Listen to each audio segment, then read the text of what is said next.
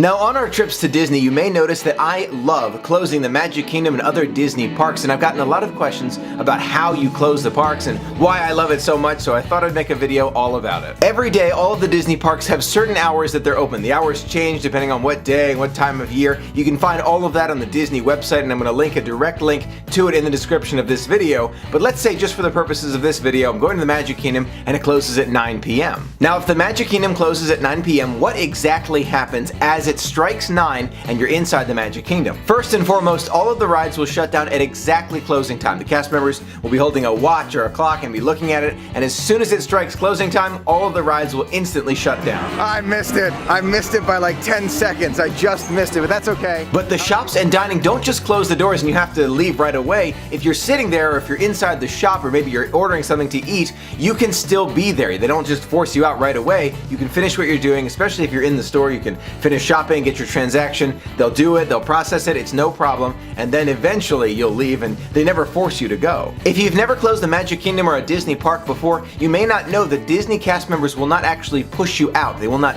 force you to leave. It's an interesting dynamic that happens as the park closes. 10 or 15 minutes after the park closes, you still have the ability to walk around, take pictures, enjoy kind of just more of a quiet park. It's amazing what happens. Everyone clears out almost instantly, and then you have the opportunity to just kind of take it all in and look at either Tomorrowland or Cinderella Castle. It's an amazing experience. At night, look at this. Look at this. There's no, I love this. I'm loving it. I'm loving it. After about 30 minutes or maybe up to an hour after park closing, you'll notice some senior level or security guard cast members will start kind of forming like a semi-line. Not really a line, but kind of a cluster of them, and they'll be deeper in the park. I just thank the senior cast member who's following me out here. He waited extra time for me, but look at this. Unbelievable. I'm having the time of my life. Now, what do I mean by deeper in the park? Take, for example, Buzz Lightyear's Space Ranger spin. Let's say you're leaving there and you're the last ones in Tomorrowland. It's an hour after closing. You might notice some security guard cast members or senior cast members standing kind of around. Not right in your face, but kind of around the general area. What you're not allowed to do is pass them and go deeper into the park. Now, if you make your way toward the hub and toward Main Street USA, they'll start to follow you out at a distance. They're not going to just like be on you the whole time this close. No, they'll be at a distance. You can kind of mull around, enjoy yourself, take some of those long exposure pictures that you know I love to take, but they won't actually force you out. They'll just kind of be on their way out with you. Now, I've heard from other friends who have stayed upwards of 2 hours after park closing. I personally don't do that because I feel bad as it is keeping the cast members there an hour, maybe an hour and a half max for me. I don't want to be the last person leaving because that means I'm keeping them from going home, and they've been making magic all day. They're probably very tired, so I like to leave maybe an hour and a half after, but I'm never the last one out. Okay, I want to be respectful to the security guard cast members who work so hard. I don't want to make them stay up too late.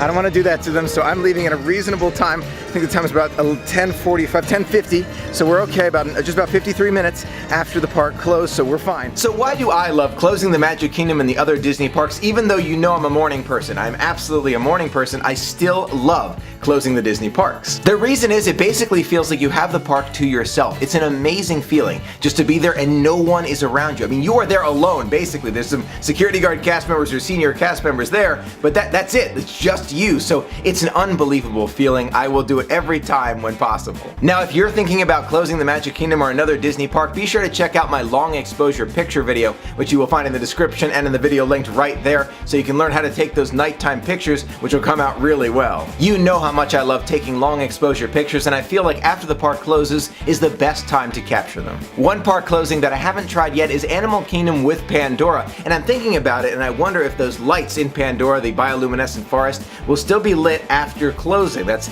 something I keep thinking about, because in Tomorrowland and Magic Kingdom, the lights are still on for at least an hour, hour and a half after closing for those who like to stick around, which I love. Disney, by the way, thank you so much for doing that. It really makes the magic for us. So what do you think? Have you tried closing the Magic Kingdom or another Disney park? And is it one of your favorite things to do, just like me? Let me know in the comments below, and maybe you've never tried it before. Maybe you're thinking about trying it on your next trip. Let me know as well. I'd love to hear from you. Thank you so much for being a part of the magic with me. Until next time, have a magical day.